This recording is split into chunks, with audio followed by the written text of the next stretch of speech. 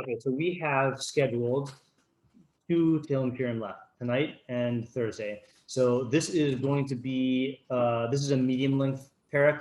So I think it would be not the best move to try to focus on understanding it in the depth that we've done for the other ones. But what led me here was what we did last time, or not really, that was last time, the Rei Vanyenu, right? So the berachah of Rei Vanyenu. So yeah, last time. So I started looking into that with my normal tefillah method. So I looked at the Abu Diram, and he says that the phrase Rei Vanyenu comes from a phrase Rei Vanyi. Okay. Problem though is that that phrase in one of my editions of the Abu Diram leads me to Tehilim 119, where it appears, which is the big one, and then the other one leads me to this perek. Okay. And since the Abu Diram did not quote his sources, the question is, did he mean both, and both of them have ideas that like are relevant?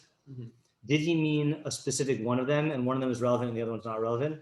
Or is there like a common thread or a common idea in just that phrase, kind of divorced from its context, or not totally divorced from its context, but like divorced enough to the point where it wouldn't matter whether you did it in one or the other, you know? And yeah. We should learn both approaches, to be sure. Funny. Why did I choose this one? I don't know. Something appealed to me about this one.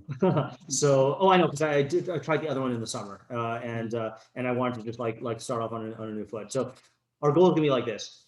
We're gonna start approaching it the way we usually do. You know, read through it, translate it, make observations, find a pivot point, and then focus on Adler's first question of what's the main idea. But then our goal for the week is going to be to see what instead we can get into the phrase Rei Vanyi as applied to Rei Vanyenu.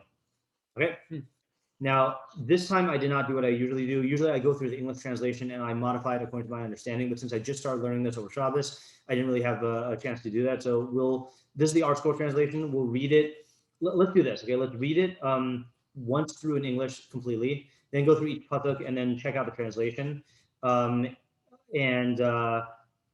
let's read through in English, make observations, then go check it through with Hebrew, and then make more observations and questions, and then go up for from there. Okay.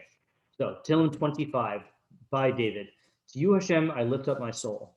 My God, in you I have trusted. Let me not be shamed. Let not my enemies exult over me. And in case someone doesn't know, I don't know, I learned this word late. Exult. For some reason, I thought exalt was just a fancy way of spelling exalt. But exult is to be joyous, and exalt is to raise up. So yeah. Also, let none who hope in you be shamed. Let those who betray without cause be shamed. Make your ways known to me, Hashem. Teach me your paths. Lead me in your truth and teach me, for you are the God of my salvation. To you I have hoped all the day. Remember your mercies, Hashem, and your kindnesses, for they are eternal.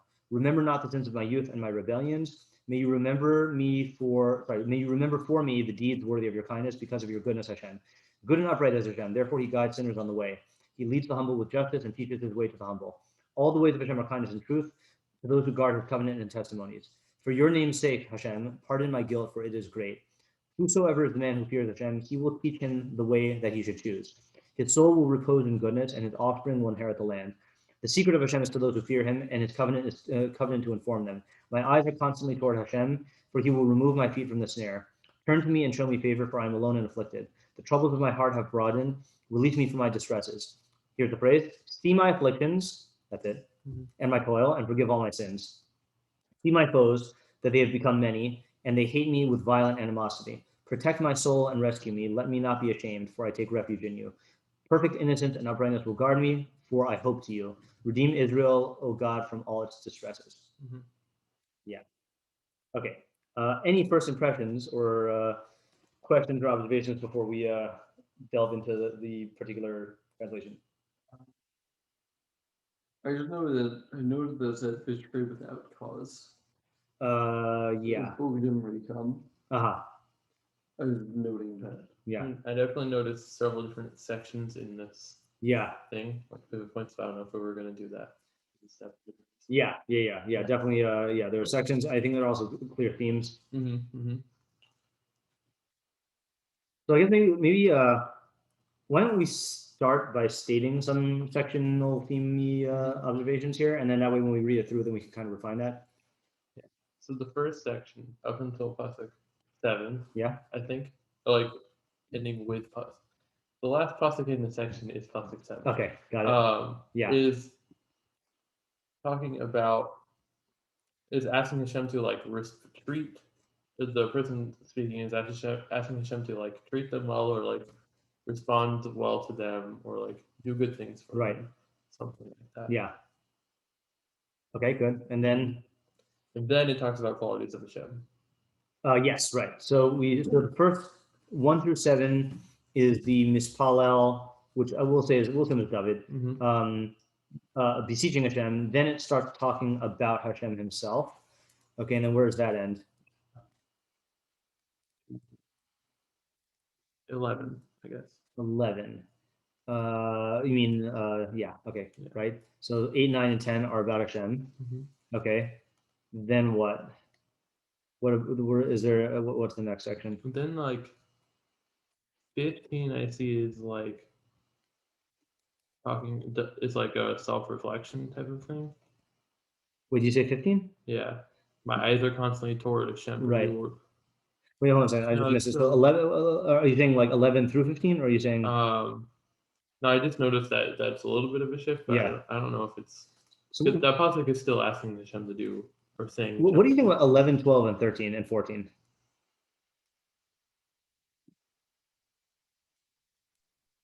$11 kind of sounds like the first part to me. Right. So it definitely is going to be categorized in the first part, if anything. But then what's different about it, though?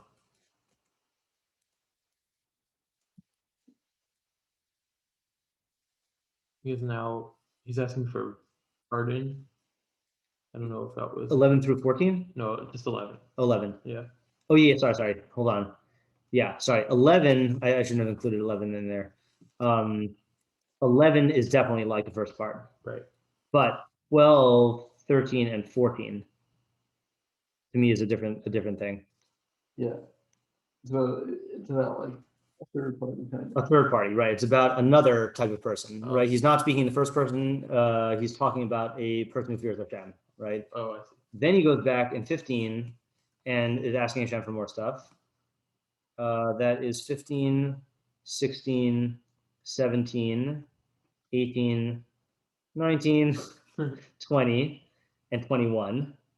Okay. And then you get something weird in 22. Redeemed it. It's like a general going to Israel. Yeah. Yeah. And what's weird about that? We've been talking about personally or Yeah. individually Right. the whole time. Right. So now we're only talking about Israel, right? And this is so. This is a good example of bad methodology.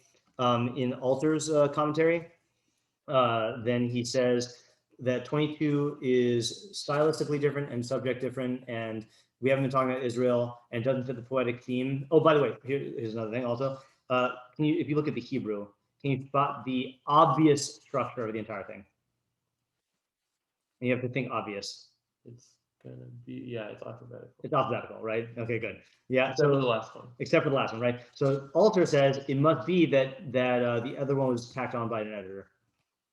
Okay, right? And that's just good example of bad methodology, right? Is that like, okay, fine, it's possible that happened, but like we kind of we assume a textual unity, and like for us the question is on like what is the author doing by including this, not we're just going to posit like that someone just added this on at some other time, you know? Could it be that I didn't look at the next one, but does it match the next That's a good point. perek of Tehilim where it was just split up differently? That is a good question. Let me just glance at it. Because if the next perek starts off with an introductory type phrase, like Mizmor or something like that, then I would be less inclined to think that, but it's a good question though. 26 starts off with L'David shaftani Hashem ki ani betumi halachti bar Hashem batati lo emad. Yeah, so not obviously fitting in, but that is a good. It's still a possibility. Yeah. Yeah, that's more personal for. Right. I'll say an observation about 22. Yeah. Being poda is like a weird verb to use. Yeah. That Hashem should like redeem, but not like be goal or something. Right. Yeah. We sometimes we definitely use the two terms interchangeably, or like in association. Like we say at the end of the berachah on Magid, al gula sein about produce nafshenu. So And I don't exactly know what the different connotation is. I mean, pidyon is usually when you take something and you well, you can use Google for that also. Pidyon to me seems to be more like like changing the status of the thing, you know, like elevating the status of the thing. Whereas, for example, you don't say, I mean, we do say podem mishachas, like the saving from this, redeeming from destruction. Yeah, I don't know enough I'm about just wondering if it has a maybe more individual context. Yeah, I wouldn't know. Yeah, I don't think the opinion is necessarily elevating. I think it is changing the status. changing the status, right? Yeah. Mm-hmm. Let's say like opinion of an animal or opinion of an animal. Right, that's right. Yeah. Okay, so now let's do this. Let us read it again more slowly in the Hebrew, and then just appreciate the nuances, and also have now in our mind one thing is checking to see whether we would change the way we characterize these divisions.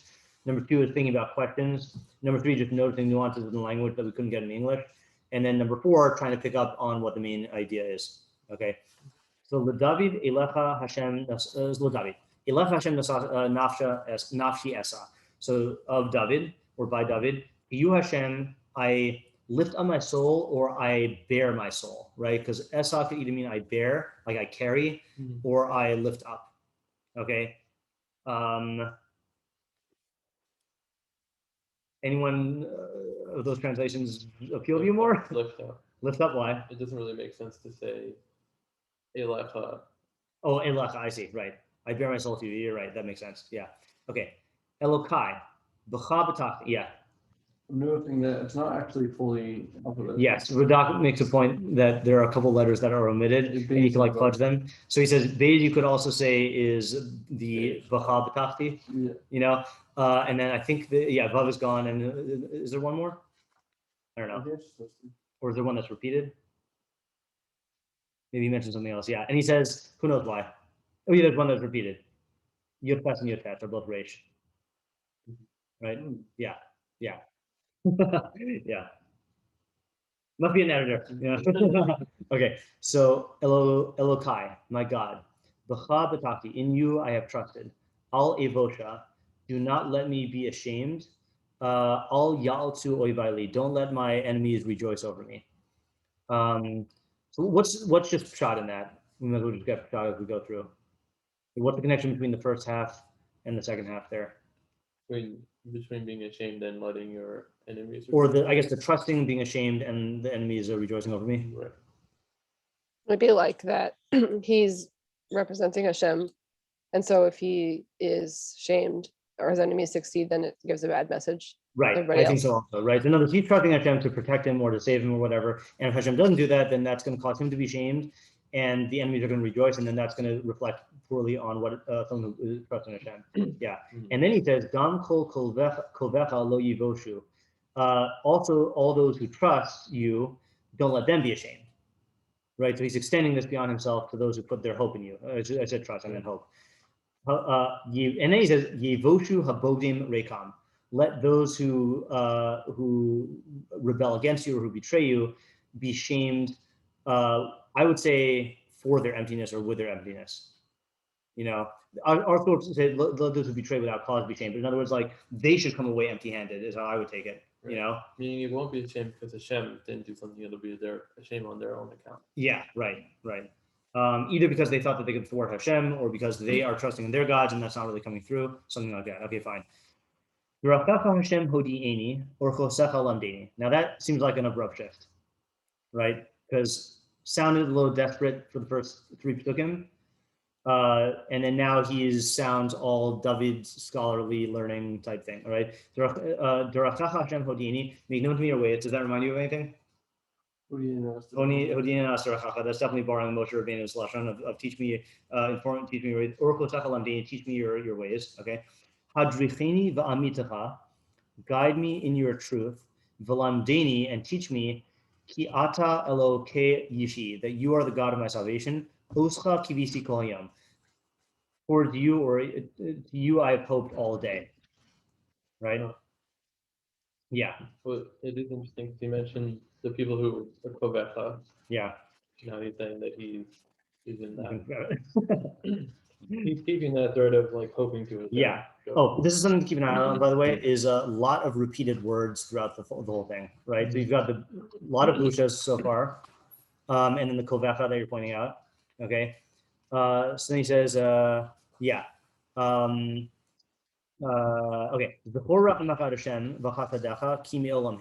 Remember your mercies, Hashem, and your kindnesses, because they are forever. They are from forever. Okay. And what's shot in that? By the way, we're replacing our usual going through the Radak and every puzzle with just asking what's shot in that. Okay. Because I don't think we're gonna have time to do it. Yeah. Meaning they don't change.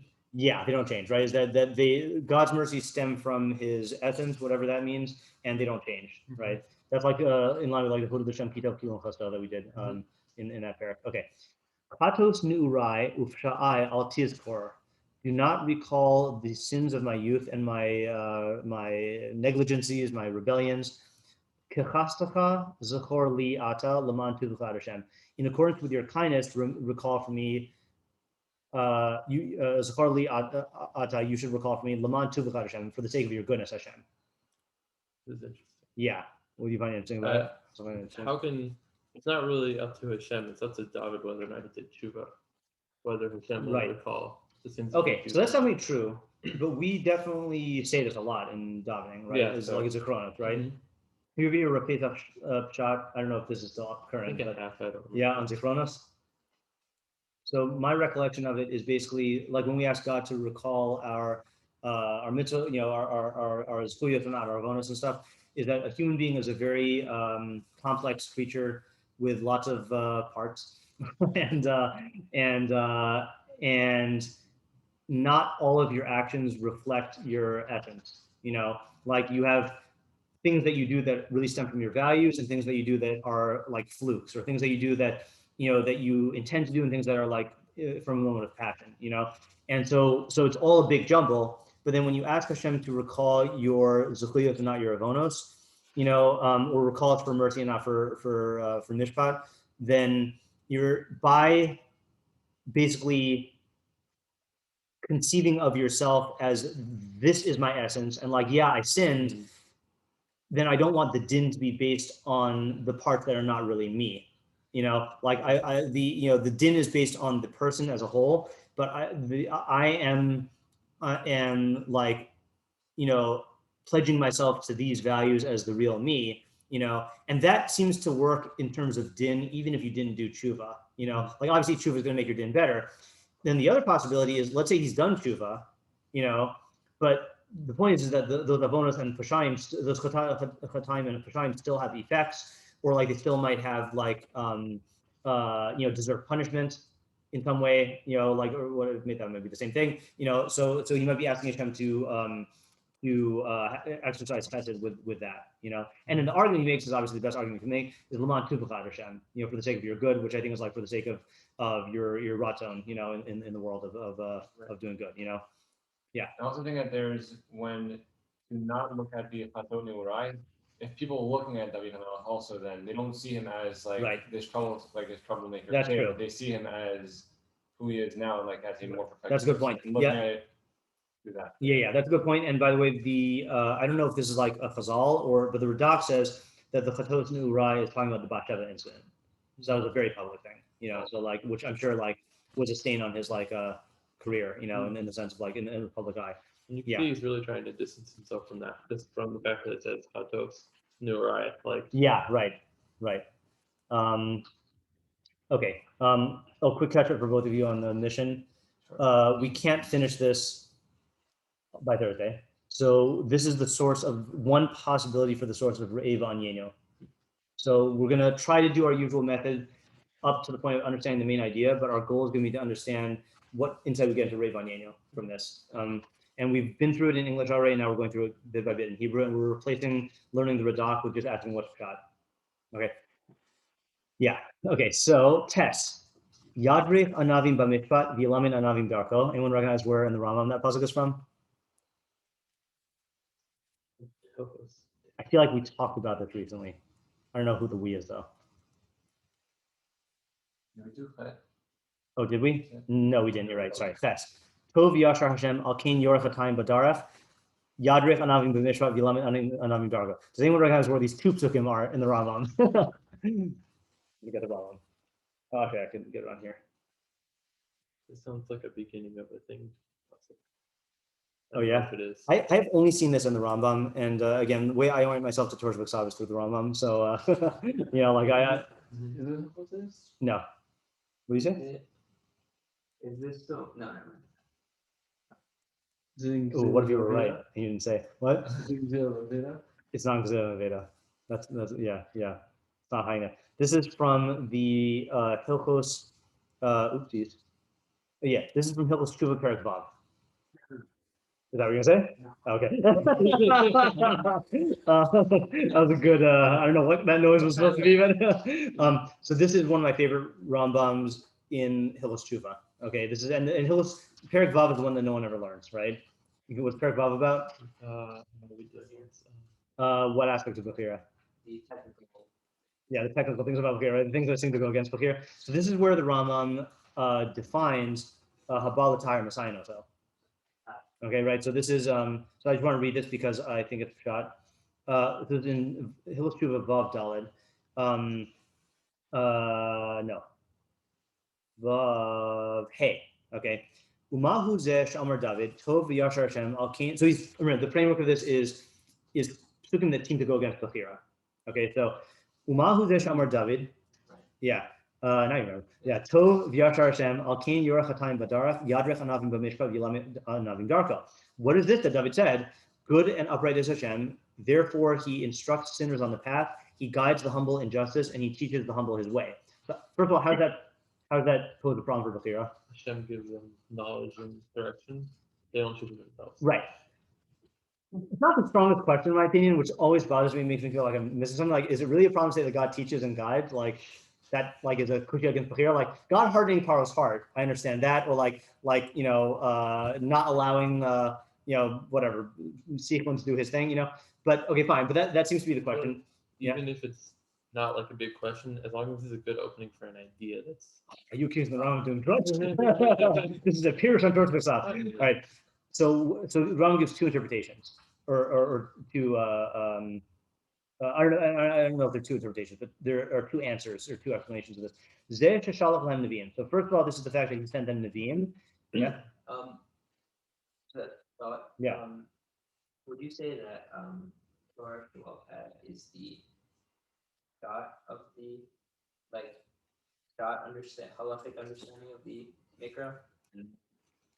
Talmud is the Josh understanding of the Mikra? No clue.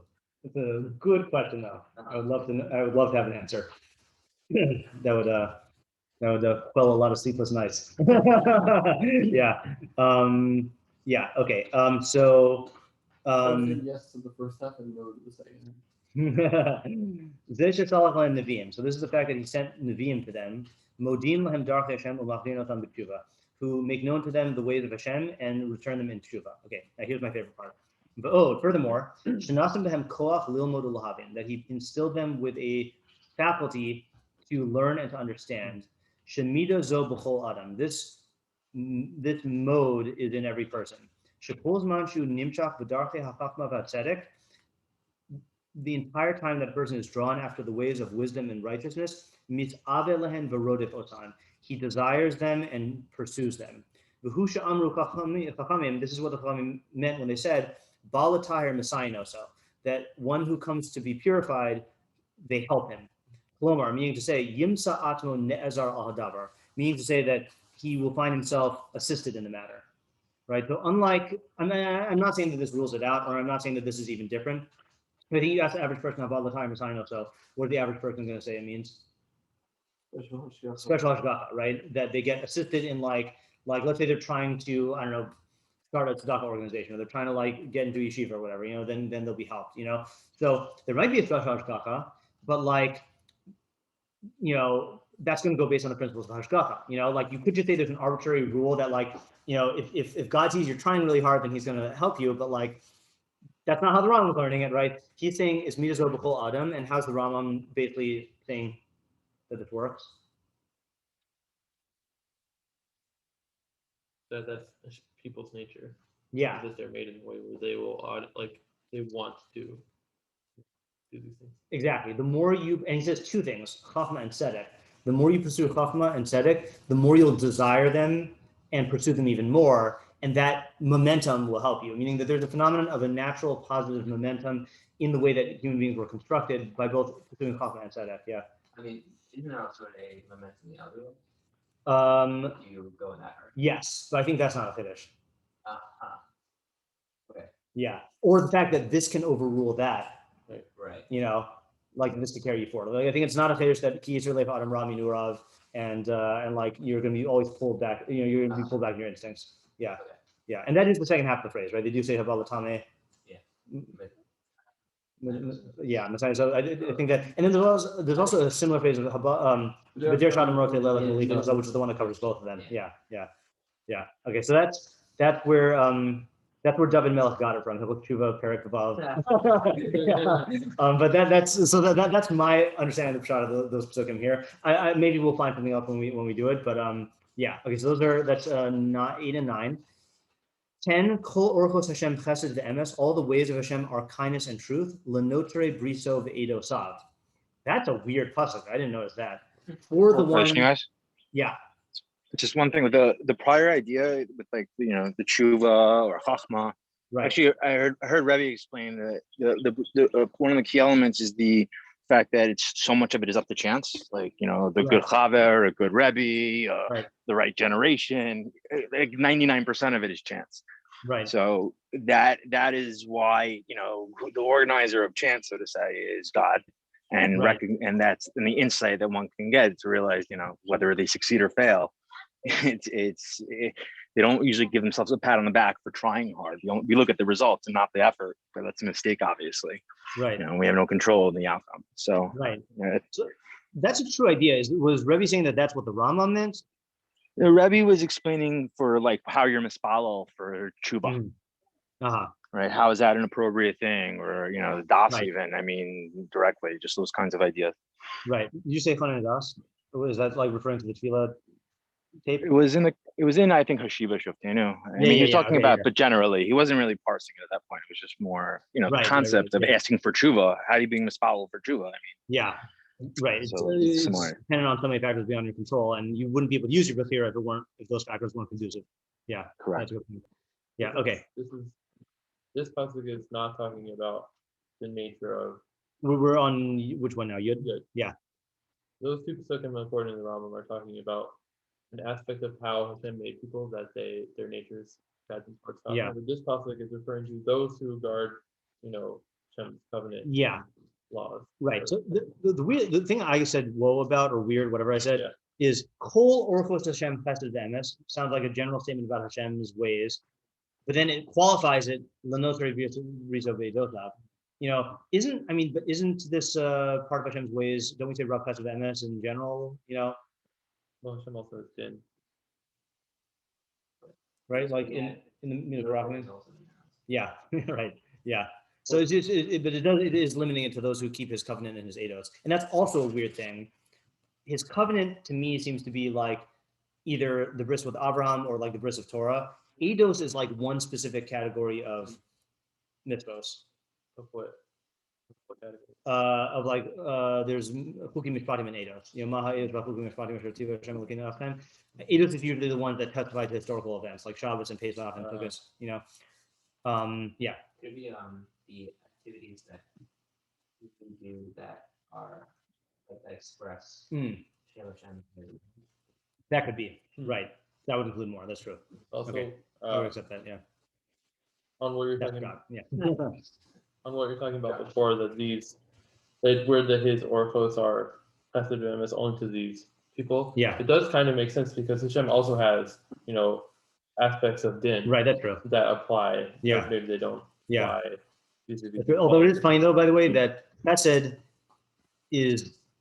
I mean, I know you can take emes different ways, but like chesed is often like the rachamim, and emes is like the midas din. Right. So, but it doesn't sound like it means that here. By the way, just another pointing out when I was saying there's a lot of repeated words here. You notice how many times the words with the shorish of derech or orach are used? Right?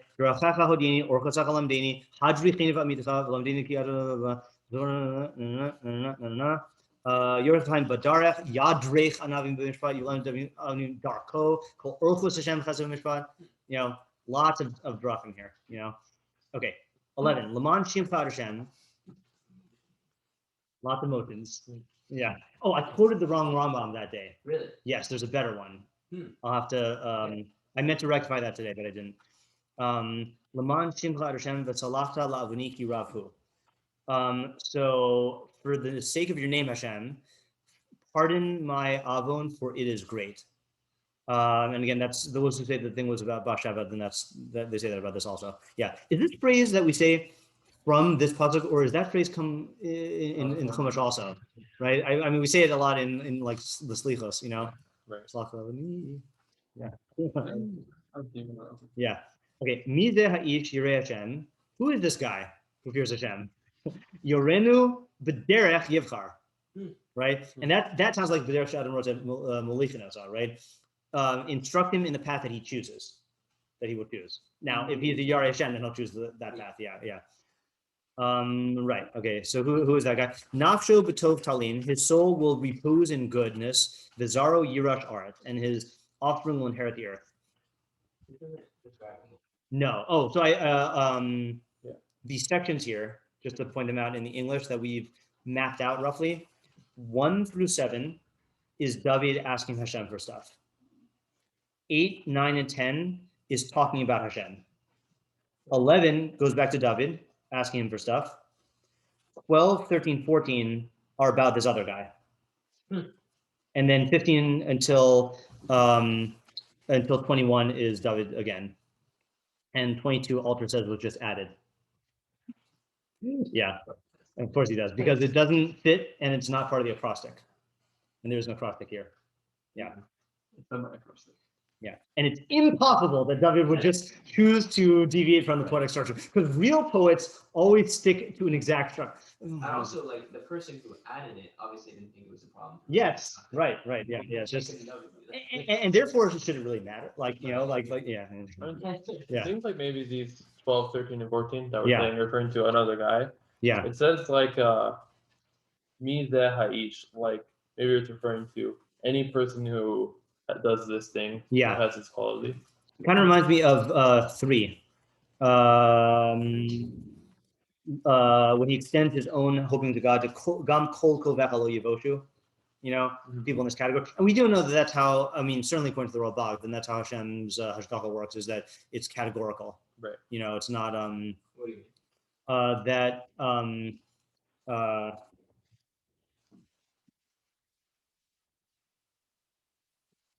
They're gonna pull out a category. Rambam is a category. Yeah. Actually, what I'm going to do, I'll let's get to the end of this first, because and then if we have time, I'll read this Rambam. I was just gonna say that maybe opens us up to why the last topic is in plural. Ah, that's good. Yeah. Yeah, you want to elaborate on that? I think. Well, if it's speaking to certain people who choose this quality have these certain effects, like, you know, maybe it's saying have people in general choose that quality or something. Right. Like that. Yeah. Okay, I found it though, so I'll say it. So he's explaining why.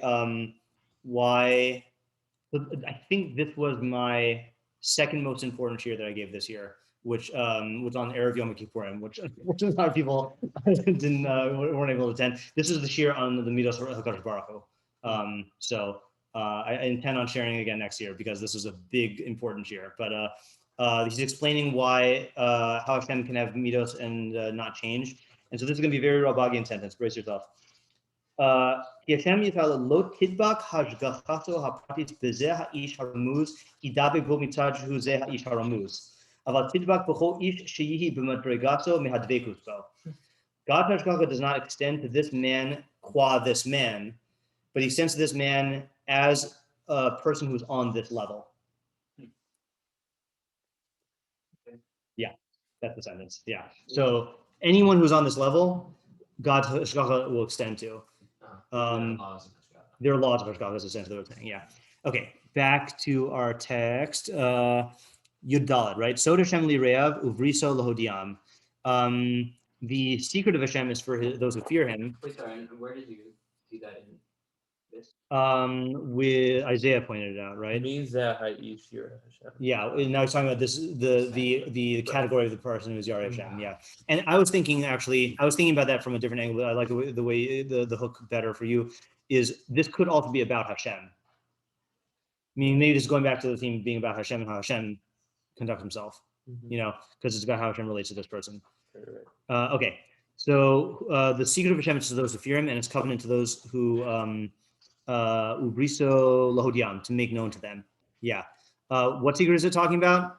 I'm not going to answer unless you're fearing Hashem. Yeah, it's funny. Just throws in this aside, you know. And what bris also? Yeah. So bris has now come up a couple times, right? Yeah. Came up in Yud, or was it just that one time? Is it literally a couple times? Yeah. Yeah. Oh. Yeah. The fact is briso lahodiam. Is lahodiam qualifying his bris? Meaning, is God making known His bris to them? Well, if it's li reto and then li kota, li odiam, if those are parallel, then those are the people who can. I don't know if that makes sense. I don't know what that means. Revealed what is. No, I don't think you could read it that way. Yeah, ubriso lahodiam, to inform, to make known to them. Yeah, to make known to them. Yeah. Okay. Einai tamid el Hashem. My eyes are continually to Hashem. Kihu yoti mereshet raglai, because He extricates me from the snare of my feet, or the net of my feet. Okay, that seems to be just a variant on the psukim above. Pnei elai v'chani, turn to me and favor me. Ki yachid v'ani ani. Okay, so turn to me and favor me because I am alone and I am ani. Right, meaning, so the Tamachok is whether ani here means afflicted or humbled. Yeah, I think afflicted is better shot. So that's another question: is in what sense is David a yachid? Right. Like he's alone, you know. Also, this is totally different than the rest of the pair, because this is just an appeal to Hashem because David's in the back. Right, not because he deserves it or asking him to. Is that what you're saying? Like in terms of just I'm not because he deserves it or there's a rational argument for. I mean, maybe this is rational, but like right. So this is what leads me to believe. Wow, rude. This is leading me to think that that it's going to be shedding light on Rei Vanyenu, because he's segueing into the ani. Yeah. It also seems like then, I mean, for what Isaiah is saying, it seems like a way to then see it like reflect, like kind of like a lens to see David through that.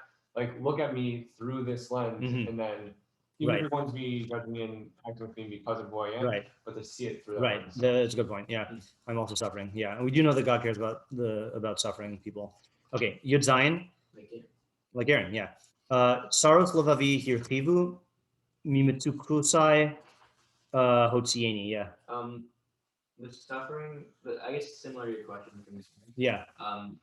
Why does the suffering mean that you get a shava? Like by the ger, we were saying it wasn't the suffering. This afternoon. Yeah. Yeah, sorry. I was thinking Mishnah was it? Yeah. Like by the ger, it's the institution that they're part of. Right. Yeah. This is kind of what I want to figure out in Rei Vanyenu, because it sounds like we're just asking God to see our suffering, you know, and if seeing is some sort of like divine response, you know. Now you could say that whole sentence ends with L'man Shemecha, and that's how there's a clue, but like that's why I want to see like in context here. I wonder if Pnei Elai means more to like do something for me, like not to see it, but you know, act. Yeah, Pnei is connected to the muscle of like Hester Panim being face turned away, and like Ya'er Hashem Panav Eilecha. You know, so the turning is a hashkacha. I just want to finish reading the perek because we have to stop in a couple minutes, and then just make sure we get the whole perek. Saros lavavi hirchivu mimitzukotai hotieni. The distresses of my heart expand or have broadened, as our scroll says it, releasing me from my distresses. Re'e ani v'amali, so that's our pasuk. See my suffering and my toil, v'sa l'chol chatosai, and forgive all of my sins. That's actually asking for forgiveness. It's interesting. Re'e oivai ki rabu, see my enemies, for they have grown numerous. V'sinas chamas seneuni, and they have hated me with a hatred of violence. Right? Shamra nafshi v'hatileni, protect my soul and save me. Al evosh ki chasiti va. That's circling back to the very beginning, right? Save me. Don't let me be embarrassed because I've taken shelter in you, or I've hoped you, trusted in you.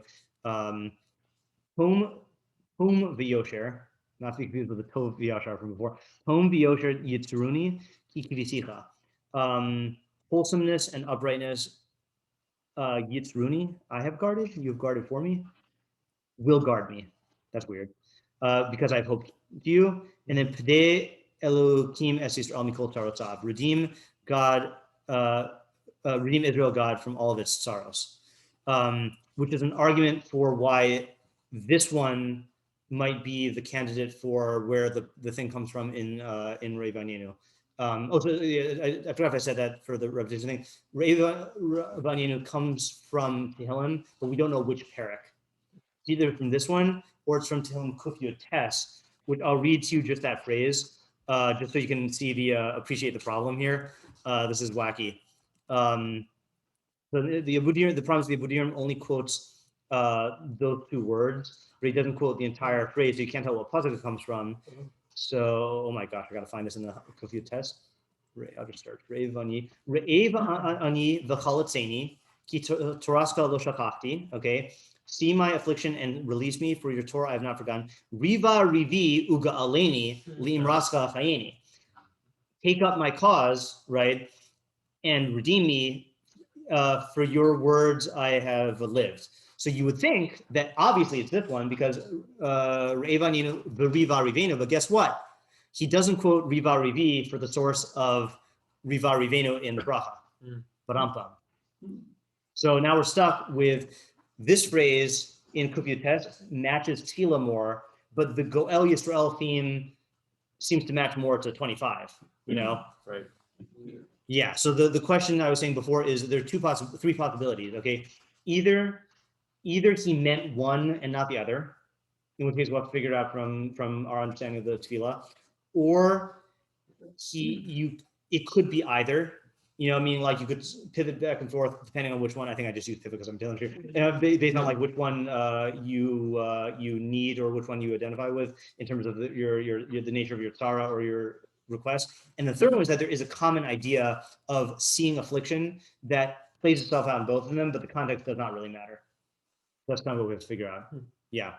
So we didn't even get a chance to look at the true pivot. We just look at the sections, but we'll try the next time. The goal will be get the main idea, find the pivot, get the main idea, and then see what we can get of Re'ev Vanyenu from that. Yeah, Isaac?